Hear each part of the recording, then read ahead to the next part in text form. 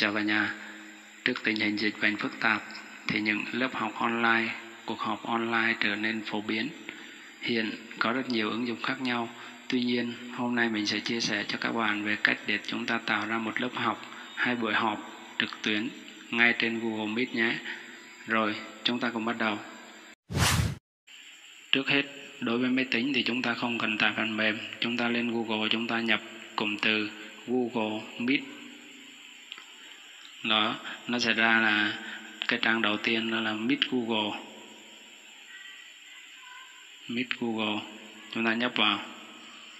Thì nếu mà chúng ta có người mời họp, tức là có đường link sẵn hay mã số sẵn thì chúng ta nhấn vào tham gia cuộc họp. Còn nếu mà chưa có thì chúng ta sẽ nhấn vào bắt đầu cuộc họp. Thì khi chúng ta nhấn vào bắt đầu cuộc họp xong, nó sẽ yêu cầu chúng ta nhập cái tài khoản Google. Thì chúng ta nhập cái tài khoản Google vào Gmail ấy. Đó. Chúng ta tiếp theo. Đó, thì nó hỏi là Meet Google muốn sử dụng microphone, sử dụng camera thì chúng ta allow, ok. Đó. Thì nó sẽ ra một cái đường link và nó sẽ có cái mã số phía sau. Thì đối với trên điện thoại chúng ta tải lên CH Play, chúng ta tải Google Meet, tìm cụm từ Google Meet, chúng ta cài đặt vào. Đó, đây là biểu tượng của nó. Do tôi cài đặt rồi cho nên tôi sẽ mở ra. Thì chúng ta có hai cách để tham gia. Thứ nhất là tham gia bằng mã. Thì chúng ta có thể tham gia bằng mã. Nhập vào tham gia bằng mã. Đó, rồi chúng ta nhập cái mã phía sau, tức là VSR. Rồi NPSK. Chúng ta nhập cái mã phía sau google.com này, nhập sang bên điện thoại. Nhập đầy đủ nhé.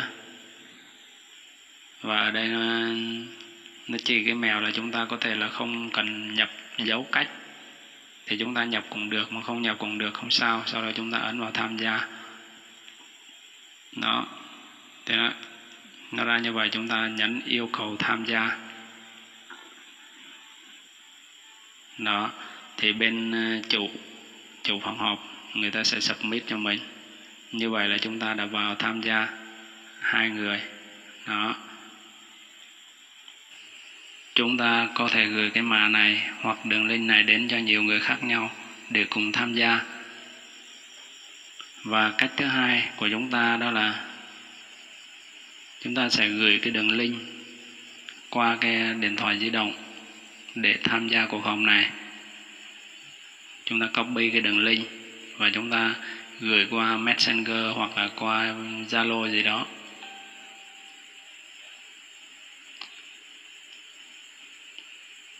Chúng ta chờ một lúc có tin nhắn, bắt đầu chúng ta nhấp vào cái đường link đó và chúng ta tham gia. Net bị sao nó hơi lag. Đó, đây là cái đường link của nó này. Thì bây giờ chúng ta thấy cái mã số phía sau chữ Google, cái mã số của nó là giống như mã số lúc này chúng ta đánh. Thì chúng ta nhấp vào cái đường link này.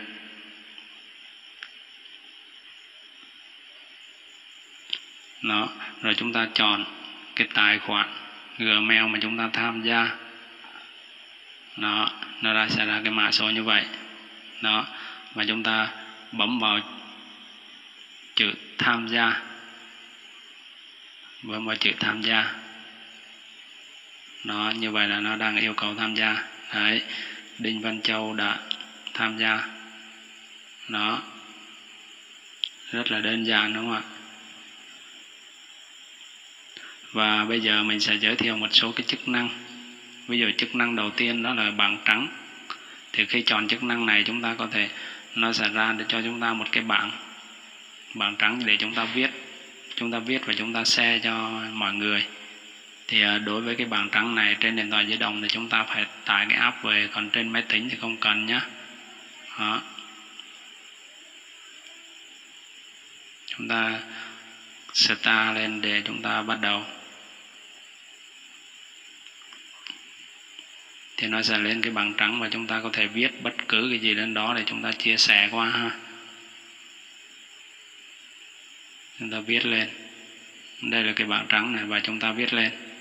Đó, online hay là cái gì đó, chúng ta viết lên dòng, chúng ta share cái bảng này cho người ta. Đó. Và người ta cũng có thể xem được luôn.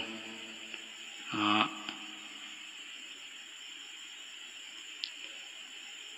Và chức năng tiếp theo đó là thay đổi cái layout. Tức là chúng ta có thể thay đổi layout cái màn hình của mọi người. Nếu mà đông thì chúng ta chọn cái thứ hai, nếu mà ít thì chúng ta chọn auto, thường chúng ta chọn auto cũng được. Rồi full screen, tức là full màn hình, chúng ta chọn vào đó nó sẽ full màn hình. Rồi thay đổi cái background, thì nếu trong trường hợp cái background của mình nó xấu quá, mình có thể là thay đổi cái background ở đây. Thì khi mà chúng ta sử dụng camera thì nó cho thay đổi cái background này. Rất là nhiều background rất đẹp. Tiếp theo đó là caption. Thì caption này tức là cái phụ đề ấy, thì chúng ta có thể là chọn ngôn ngữ của phụ đề. Thì cái này nó dựa theo Google dịch tự động. Ví dụ như tiếng Anh, tiếng Pháp, tiếng Đức. Đó. Thì chúng ta không cần thì thôi. Và dưới này báo cáo vấn đề, một số cái như cài đặt. Thì cái này chúng ta thường cũng ít can thiệp vào. Trừ trường hợp cái nào âm thanh hay là video nó bị gì thì chúng ta mới can thiệp vào thôi. Đó. Đây là màn hình trình chiếu này. Do entry screen này. Đó, cái màn hình trình chiếu á.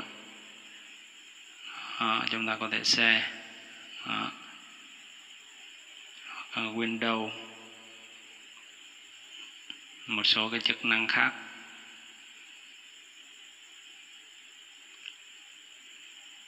Đấy. Đây là thể hiện số người tham gia, đây là tin nhắn. Khi mà chúng ta bấm vào tin nhắn thì bên kia người ta sẽ nhận được. Bây giờ học online đi.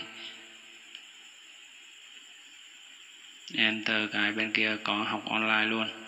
Đó. Và một số cái hoạt động. Cái bảng trắng hay là chọn cái từ ổ đĩa. Đó. Thì đó là một số cái chức năng chính mà chúng ta cần sử dụng trong cái Google Meet. Thì cũng rất là tiện. Trong khi mà dịch bệnh nó hoành hành thì chúng ta có thể là sử dụng cái ứng dụng này để chúng ta có thể là họp từ xa, học trực tuyến với nhau, hay là tạo những cái lớp học trực tuyến, đào tạo trực tuyến, cũng tương tự như cái Zoom thôi. Đó. Do hơi đẹp trai cho nên là tắt mất camera. Đó.